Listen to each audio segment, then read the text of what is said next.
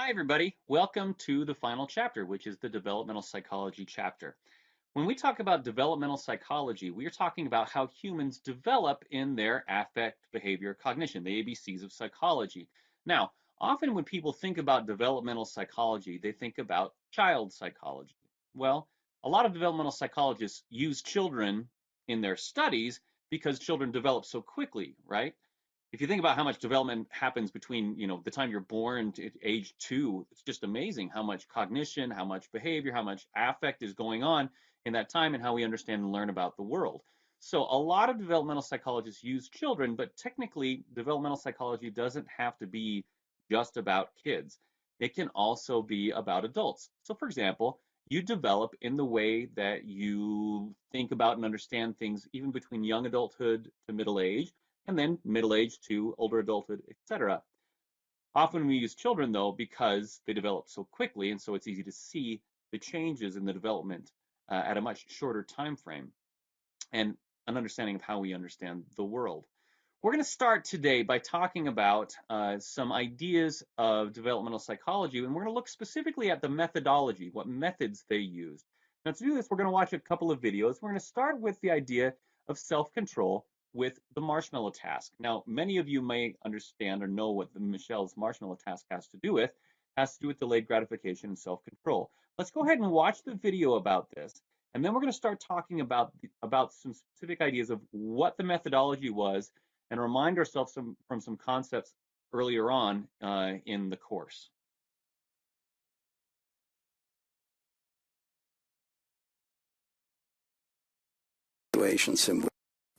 This is a bell, okay? It's called the Marshmallow Test. One goes. We try to set up situations in which young children make a choice between two of something that you prefer later or one of something that you prefer a little less now. If you had to choose, would you like to have one marshmallow? Yeah. Or would you like to have two marshmallows? The whole point of the experiment is to set up an intense conflict between the two. Now here's how we play this game. I'm gonna leave the room. While I'm gone, if you can stay here and wait for me to come back without eating the marshmallows, then you get 2 marshmallows. 2. But if you don't want to wait, you can make me come back right away. The bell. By pressing the bell. But then you get 1 marshmallow, not 2 marshmallows. I won't ring the bell. You won't ring the bell? Okay. The conflict for the child is very heavy, is that about half will go one way and half will go the other. Oh, you made me come back. It's like a little window into willpower for dilemmas that everybody faces. I wonder what's taking her so long. What we found is a very simple and direct way of measuring a competence that seems to make an important life difference. The longer they were able to wait at age 4, the better the ratings of their ability to control themselves and to pursue their academic and other goals. Please come back. The kids who are able to delay gratification are increasingly learning ways of managing frustration, ways of managing distress. In middle life, there's less drug use, higher educational level attainment, much less likely to have lowered self-esteem, to engage in bullying behavior with other people. The correlations are clearly statistically significant, but that in no way means that a youngster who at age 4 didn't wait a long time is in any way doomed. All right, that's the end. Let's go ahead and talk about this a little bit and ask you a question. Jeff, you're getting burned. So,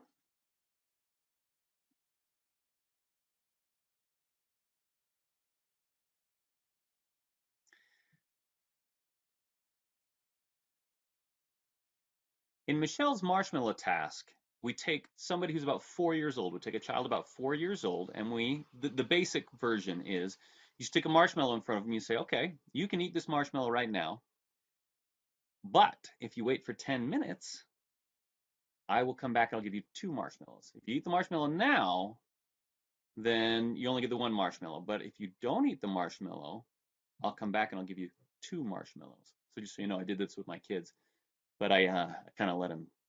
Anyway, so I did it with my kids, and at least one of my sons said, so I wait for 10 minutes. He said, yeah. So he waited for 10 minutes, and I came back, oh, you get 2 marshmallows. He said, well, if I wait for 10 more minutes, do I get 3 marshmallows?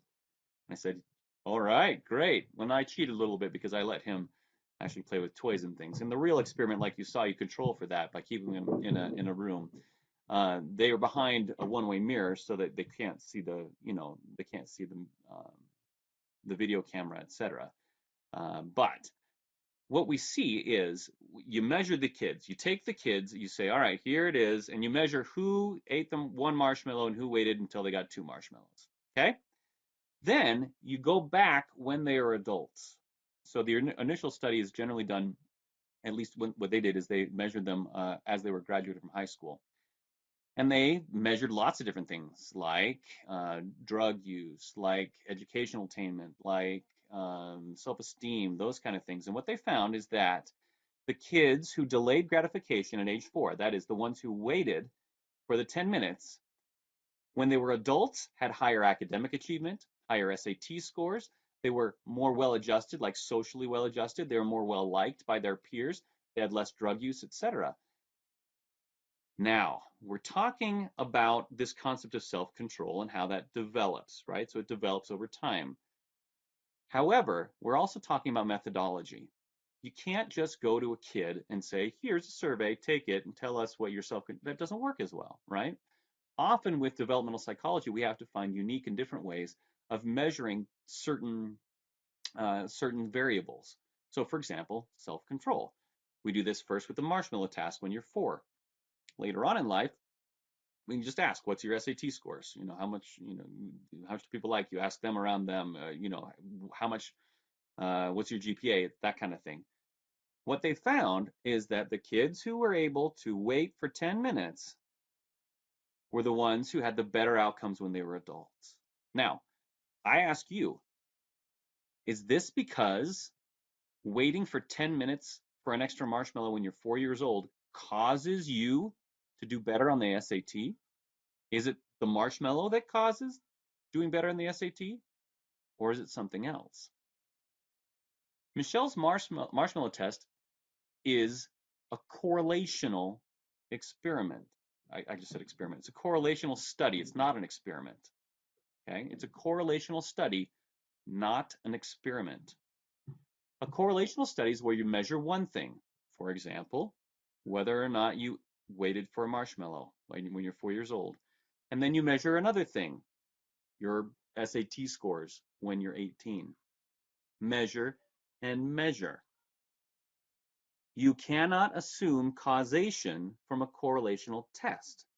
Just because things are correlated doesn't mean that waiting for the marshmallow causes you to do better in the SAT when you're an adult.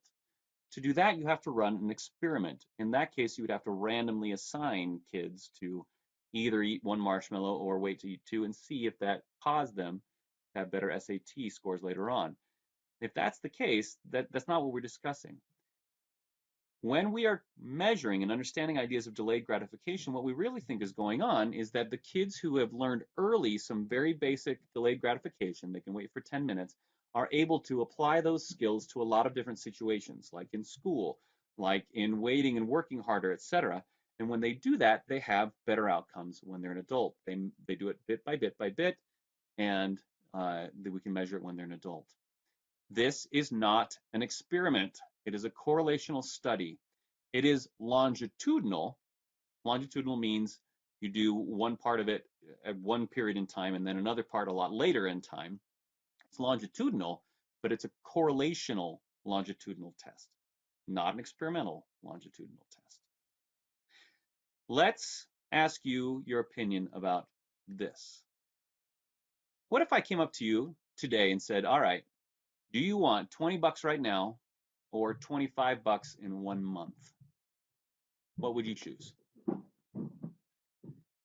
Well, we can measure delayed gratification and self-control, not just in kids, not just in 4-year-olds, but also in adults. When I've done this in the past, I've had over 60% tell me they want $20 today. What's interesting here is that you should definitely take the $25 in 1 month. Like $25 in a month is objectively better, a better option. It's 20% more than what you would get before. You cannot get 20% from the stock market. You can't do that. So if you took $20 today, you would be losing out on 20% of what you could have. But why? You want it now. You know about your needs now. You're like, oh, I don't know what's going to happen in a month. I might not want any money in a month, right? I'll be rich and famous by then. Delayed gratification is still a principle that applies to young adults as well as to children. We still have developing and different variable amounts of delayed gratification that we are willing to experience. It's not just for kids. So, Michelle's Marshmallow Task is an example of delayed gratification.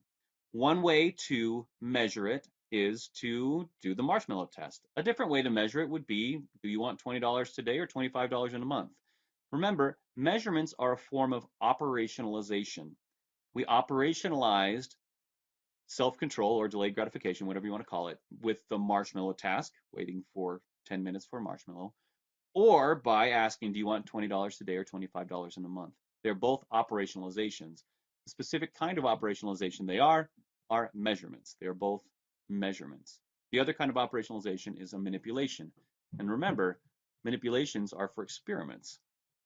And in this case, the marshmallow test was not an experiment. There was no manipulation involved. Let's go to another famous form of a famous test in developmental psychology. And this one has to do with attachment. So attachment is the drive that people have to be emotionally attached to someone. Often you think about this in kind of like a bonding behavior between a mother and children, right? So often we are attached to our mother as a child. Now, that doesn't mean that the bonding has to be mutual, etc., but the drive to attach means that I need somebody to take care of me, okay?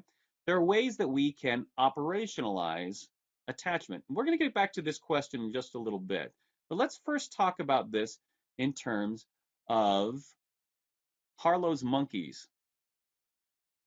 So here's what was going on. Back in the mid-20th century, behaviorism was a big deal. Remember, behaviorism is rewards and punishments. We do things because we get rewarded or because we get punished, right? We don't do them, right? And so the thought was, we don't really love our mothers. Mom is a source of food. She's just a reinforcer. She's just there for the food. We don't really love mom. We just, do that stuff because she's providing the food. And then Harlow said, gosh, is that really the case? Do we really just use mom for food?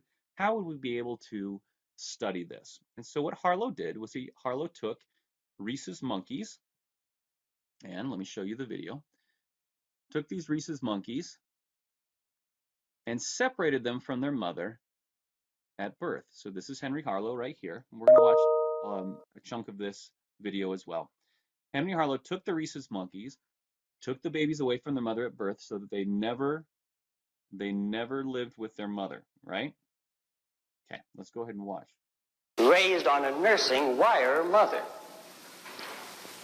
Now here are 106's two mothers. As you can see, it was weaned on a wire mother. Here's baby 106. Watch.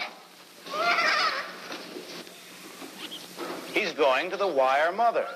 He's got to eat to live.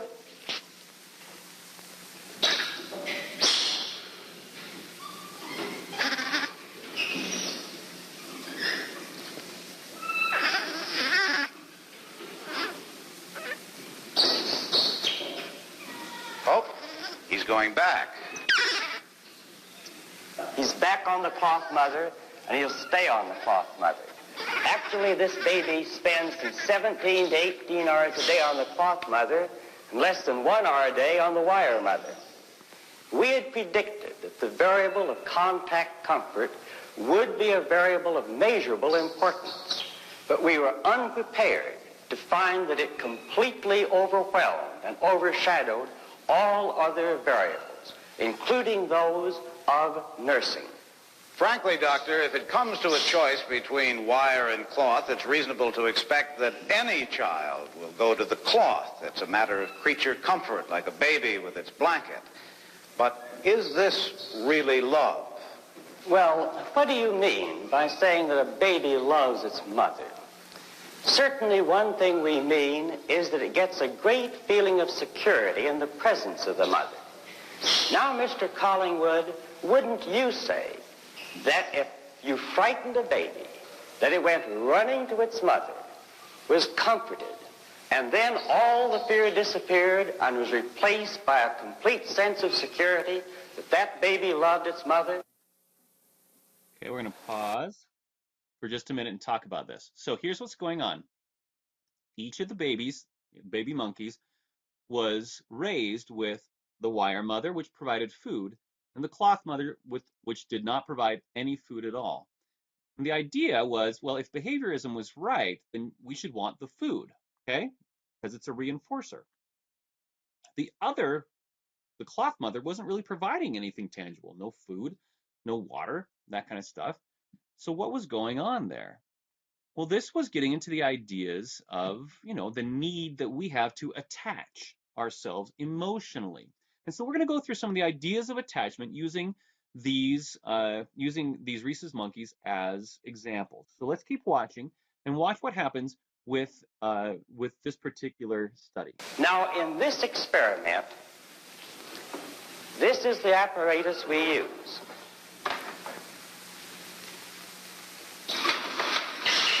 That looks diabolical. That's just the way the baby monkey feels about it. Flashing eyes, loud sound, moving mechanical parts, all of these things are designed to frighten a monkey. Now here we have a peaceful, resting baby monkey. Let's find out what his reactions to his mother are when we frighten him.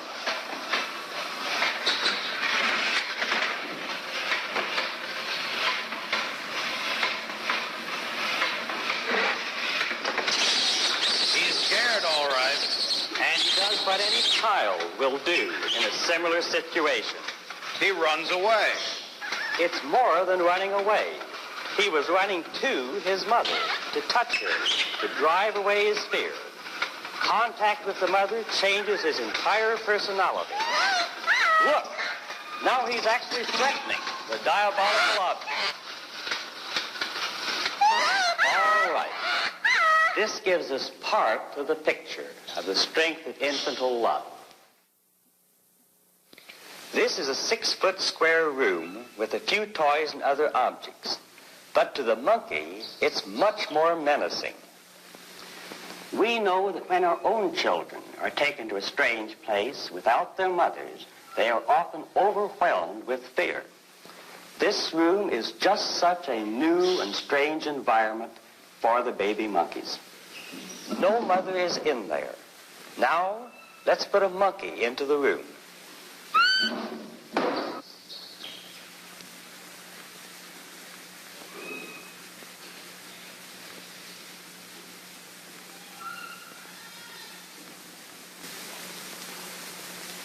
Notice how cautiously he enters the room. He's searching for comfort, but nothing relieves his disturbance.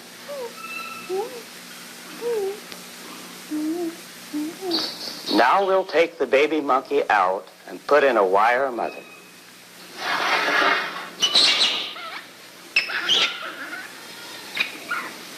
Now, this one was nursed by a wire mother. That's right, all his life.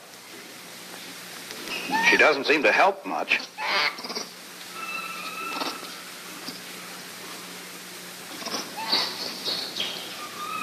Now, we'll try the same test with a cloth mother in the room.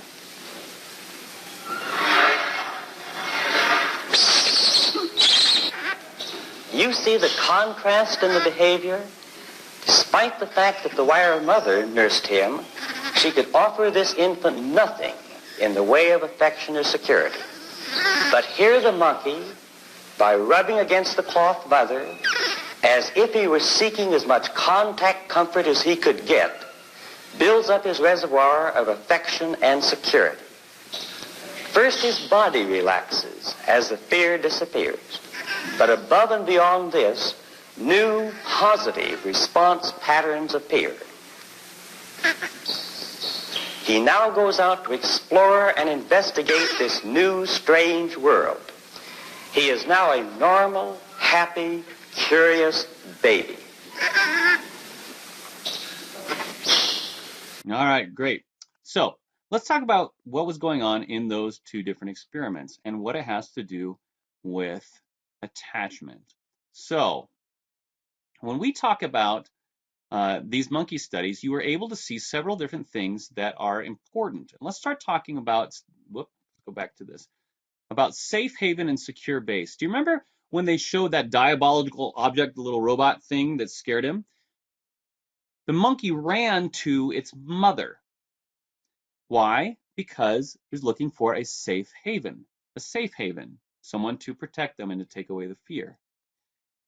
In the second experiment, when they put him into a brand new room with lots of different strange things, that was a demonstration of secure base. Well, he was afraid at first, and then he went, okay, he wasn't being threatened by anything particularly, went to the mother, was comforted, and then was able to go out and explore the new environment. Safe haven is when something frightening happens, you have a drive to be taken care of, to have the fear taken away, right? To be protected. That's safe haven. Secure base is you want to know that that person is there so that you can go out and explore your world. Think about it like a mothership, like literally a mothership that's out there so that you can go out and explore the world. Knowing that mom is there, you're okay. In humans, we do the same thing. We want someone to be able to care for us when we're afraid, and someone to be there so that we can go out and explore and know that it's safe for us to explore this new world. Well, attachment is the drive that we have to satisfy safe haven and secure base. There's other drives in attachment besides those two, but safe haven and secure base are two of the main ones. And you saw them both in the monkey studies. Safe haven with the diabolical object, the robot, and secure base with the new room that he'd never been in, that the monkey had never been in. Humans also have this reaction. And what's going on is we believe that generally this is with a mother. It doesn't have to be with a mother, but generally a child will attach with their mother. Their mother represents that source of both safe haven and secure base. Well, how do you do this? How do you study this with an infant? Now, this is normally studied. Attachment is normally studied and measured for the first time when a child is very young, around 13 months old. That's just over a year. You know generally how to walk, maybe a few words, but very little. It's not like the Marshmallow Test where you're 4 years old. That's a lot different.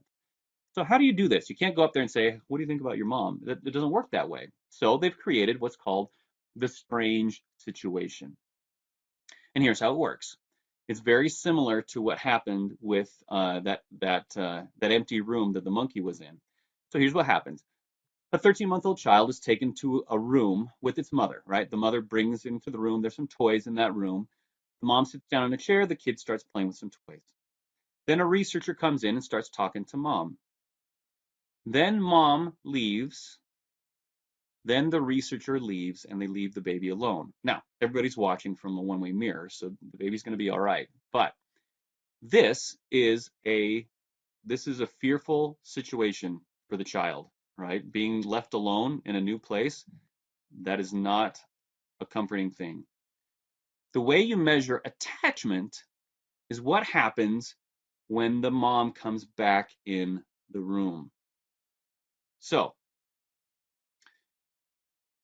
in this question right here, operationalizing means either to manipulate or to measure. So, in this case, we're measuring attachment.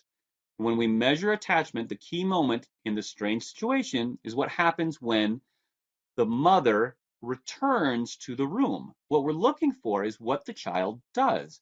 If a child is securely attached, generally we talk about secure attachment and insecure attachment. There's a couple of forms of insecure attachment, but generally you're securely attached or you're insecurely attached. If you are securely attached, that means that you can rely on your mother or whoever the figure is as a safe haven and a secure base. And so, if the child has been alone in a room, and that's very scary, when the mom comes in, we should be looking for safe haven behaviors and secure base behaviors. For example, safe haven is the baby would approach the mom and say, "Oh, mom," and want to be comforted. That would be a safe haven thing, just like the monkey being threatened by the diabolical object. Secure base is after that comforting has happened, the child should be able to go back and play again. When children are insecure in their attachment, they will not exhibit either the safe haven or the secure base. So that's why there's different ways that you can be insecurely attached. So the attachment can be, in this case, Harlow was showing how the monkey was trying to attach to the cloth mother. We, as humans, also attach to attachment figures. Often that's your mother, but it can be other people in your life as well. It doesn't have to be a mother. According to biosocial theory, remember biosocial is the evolutionary theory, those are the same thing. How is that involved? Well, does that mean that you are born with a particular attachment to your mother? No. You're born with the drive to have safe haven, secure base. You're born with the drive for attachment, but that doesn't mean you're born either securely attached or insecurely attached. Instead, I need to tell you about need to belong really fast. Remember need to belong from the relationships chapter? Need to belong and attachment are very, very similar. In fact, some theorists fight about if they're the same thing at all. But the need to belong is essentially the idea that I need that belonging. I need that person to be there. Need to belong can be on a wider level. We often talk about this in different ways, but it's very, very similar to the idea of attachment. Okay. The biosocial theory means you're born with the drive to attach, but you're not born with either a secure or insecure attachment. Learning theory, however, can show how we create our attachment style. Attachment styles are secure, or there's two kinds of insecure, anxious and avoidant, at least historically. That nowadays there's newer ones, but anxious and avoidant. Okay, so secure attachment would mean that you recognize your mother or whoever the primary attachment figure is as a source of safe haven and a secure base. But is that because you as a child are born with that? No, it's because you've learned over time. You've been rewarded when you felt anxious. Mom was able to comfort you, then you did that again, okay? Or as mom was comforting you and you know mom was there, you were able to go out and explore the world. Learning theory would say that you have learned over time. You're not born with your attachment style. You're not born secure, but you learn very quickly at a very young age whether you can trust your primary attachment figure to be there. Generally, that's your mother, could be somebody else. So in an insecure attachment style, what you would do is you would not show either the safe haven or the secure base. So for example, an insecurely attached child would not approach their mother, perhaps, when mom came back in the room. They don't see mom as a source of safe haven. Or after they approach their mom, they're so clingy they won't let go. That could be a form of a lack of secure base, right? I can't trust mom to be here for me, so I'm going to cling on to her, even though a normal secure attachment would be that I can go out and explore the world. All right? Those are different ways that you can show insecure attachment. Secure, you can trust your primary attachment figure as a safe haven and secure base. Insecure, you can not trust your primary attachment figure as either a safe haven or a secure base or both. Okay, let's go ahead and stop there for now.